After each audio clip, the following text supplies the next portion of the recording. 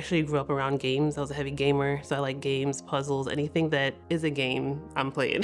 So that is what sparked my interest, because what I saw this was just like a giant game. So I was like, oh, okay, if this is what the job looks like, then I could possibly do this. My current role is a cloud security specialist. We do some engineering as well as architecture, but the main focus is bringing a secure by design and a secure by default shift left approach to security. My daughter was 1 at the time. I wanted a different future for her. I did love physical therapy, but just also for myself, I wanted to stretch. I wanted to grow. It was uncomfortable, but I felt like it changed me as a person when I was done with the courses, like, resume, coaching, mock interviewing. I've had amazing career coaches that were like helping me review the academies, both SANS and WESIS. The staff were extremely supportive. It was a chance of a lifetime. It was a lot of information at once. Also, the expectation was that you were going to be employed after you finish these courses.